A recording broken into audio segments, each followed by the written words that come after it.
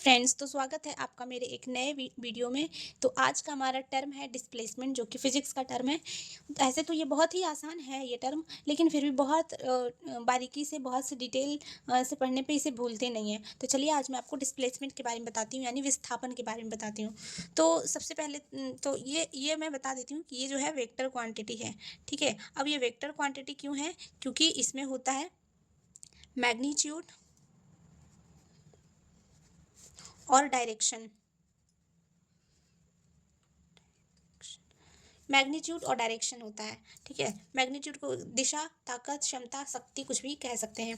इसलिए डिस्प्लेसमेंट, जैसे डिस्प्लेसमेंट जो होता है वो वेक्टर क्वांटिटी है, इतना समझिए। क्योंकि इसमें जैसे कि हम लोग यहाँ मैग्नीट्यूड इसका क्या हो जाएगा, 2 किलोमीटर। ये हो गया इसका मैग्नीट्यूड, 2 किलोमीटर मैग्नीट्यूड है। और ये क्योंकि यदि ये उत्तर दिशा में जा रहा है तो उत्तर, यदि दक्षिण दिशा में जा रहा है तो दक्षिण। तो 2 किलोमीटर दक्षिण, ये हो जाएगा डिस्प्लेसमेंट।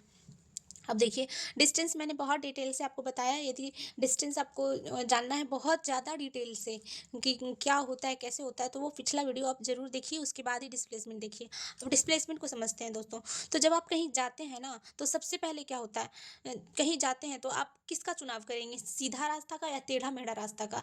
ऑफकोर्स सीधा रास्ता को। तो जब भी हम कहीं जाते हैं तो सबसे पहले सबसे छोटा रास्ता, जो कि सबसे सीधा रास्ता रहता है, उसको चुनते हैं। ताकि क्यों चुनते हैं उसको? ताकि हम घर जल्दी से पहुंच जाएं। और इसे ही कहते हैं विस्थापन। ठीक है, जैसे कि एक यहाँ पे मैं एग्जांपल से बताती हूँ कि ये आपका होम है और ये आपका स्कूल है। तो इसको जाने का बहुत सारा रास्ता है। एक ऐसे जा सकते हैं, एक ऐसे जा सकते हैं, और एक ऐसे जा सकते हैं, और एक सिंपल सीधा रास्ता है ऐसे। ये तो जो सबसे सीधा रास्ता रहता है, ठीक है, और सबसे छोटा, ये कितना बड़ा रास्ता है, बड़ा रास्ता, इसकी लेंथ, लंबाई बड़ी है, ये भी लंबा है, इसके कंपैरिजन में तो लंबा ही है ये भी और ये भी। तो सबसे छोटा और सबसे सीधा जो है, उस रास्ते का चुनाव इसलिए करते हैं क्योंकि जल्दी पहुंच जाए। और यही जो है ना, इस पॉइंट का नाम दे देते हैं ए और इस पॉइंट का नाम देते हैं बी। तो ए और बी का जो लेंथ है ना, यही हो गया विस्थापन। अब देखो यहाँ पे आप ए से बी तक गए, ठीक है, ए से बी तक गए, कितना गए, 2 किलोमीटर गए। तो यहाँ से आप थे और चलना शुरू कर दिया, इधर की तरफ गए, तो इधर क्या होता है, ईस्ट। ईस्ट, तो हम लोग क्या लिखेंगे यहाँ पे कि 2 किलोमीटर ईस्ट इसका विस्थापन हो गया। 2 किलोमीटर ईस्ट विस्थापन, यानी कि डिस्प्लेसमेंट कितना है, 2 किलोमीटर ईस्ट। ये भी एक डिस्टेंस ही है, लेकिन शॉर्टेस्ट डिस्टेंस है, सबसे छोटा डिस्टेंस है। और जो डिस्टेंस होता है वो लॉन्गेस्ट होता है। सॉरी, डिस्टेंस जो होता है वो लॉन्गेस्ट पाथ होता है, लॉन्गेस्ट पाथ, यानी सबसे लंबा रास्ता होता है। जबकि डिस्प्लेसमेंट जो होता है, डिस्प्लेसमेंट वो होता है शॉर्टेस्ट पाथ, यानी शॉर्टेस्ट पाथ, शॉर्टेस्ट पाथ, यानी कि सबसे छोटा रास्ता। और साथ में शॉर्टेस्ट पाथ और सीधा भी होता है, ये सीधा रास्ता। डिस्टेंस जो है टेढ़ा मेढ़ा कुछ भी हो सकता है, वक्राकार का हो सकता है, सीधा रास्ता होता है।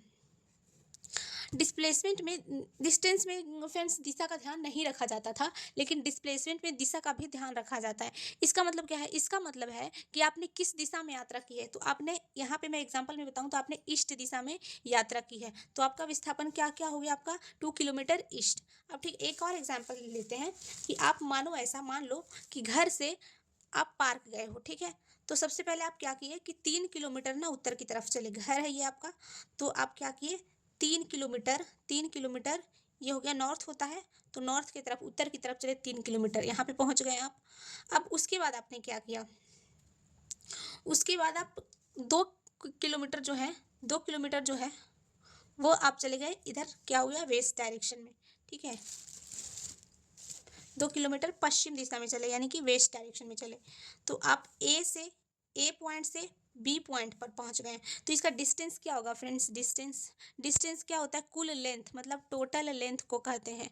लॉन्गेस्ट पाथ, टोटल लेंथ को कहते हैं डिस्टेंस। टोटल लेंथ कितना है, 3 + 2, यानी कि 5 किलोमीटर। ठीक है, ये हो गया डिस्टेंस। और यही यदि डिस्प्लेसमेंट निकालेंगे फ्रेंड्स, तो हमको ए से बी तक जाना है, तो शॉर्टेस्ट पाथ तो यही बन रहा है, ये हो गया शॉर्टेस्ट पाथ। इसको आप चाहे तो स्केल से नाप लीजिए, ये कितना बन रहा है, 5 से तो कम ही होगा ये। ठीक है, तो ये हो गया शॉर्टेस्ट पाथ। तो ये इतना पूरा क्या हो गया, डिस्टेंस, और ये क्या हो गया, डिस्प्लेसमेंट। ठीक है, जैसे कि एक और एग्जांपल लेते हैं कि एक सर्कल है, ठीक है, ये हो गया आपका डायमीटर। आप यहाँ से चलना शुरू करते हैं, इस तरह ऐसे आप चले, ऐसे चल करके, ऐसे चल करके फिर से आप यहीं पर आ गए, ठीक है। तो यदि यहाँ से आप चले, ये क्या होता है, ये होता है पेरीमीटर 2 पाई r। तो डिस्टेंस क्या हो जाएगा सर्कल का, इस सर्कल का डिस्टेंस क्या हो जाएगा 2 पाई r। यहाँ पे यदि r जो है वो 7 है, तो 2 × 22/7 × 7, ये इसका लेंथ है 7 सेंटीमीटर, ठीक है, 7 सेंटीमीटर है, सॉरी 14 है, तो रेडियस हो जाएगा 7, ठीक है। तो कट गया, ये हो गया 44 सेंटीमीटर के आ गया हमारा डिस्टेंस आ गया। लेकिन यही यदि डिस्प्लेसमेंट निकाले यहाँ पे, डिस्प्लेसमेंट, तो आप यहाँ से शुरू किए थे और फिर यहीं पे आ गए, तो डिस्प्लेसमेंट क्या हो जाएगा फ्रेंड्स, 0 हो जाएगा। क्योंकि शॉर्टेस्ट पाथ है ना, आप यहाँ से गए और फिर से यहीं पे आ गए, तो आपने तो इस केस में जहाँ से चलना शुरू करेंगे वहीं पर वापस आ जाएंगे, तो आपका विस्थापन जो है यानी डिस्प्लेसमेंट जो है वो 0 होगा, ठीक है। जैसे एक और एग्जांपल लेते हैं कि आप यहाँ से चलना शुरू किए, बी पॉइंट तक गए ए पॉइंट से, और फिर से यहीं पर आ गए, तो जहाँ से आप शुरू किए थे चलना और फिर वहीं पर आ गए, तो ऐसे केस में डिस्प्लेसमेंट जो होता है वो 0 होता है। तो आई होप आपको डिस्प्लेसमेंट बहुत अच्छे तरीके से समझ में आ गया होगा। Thank you for watching.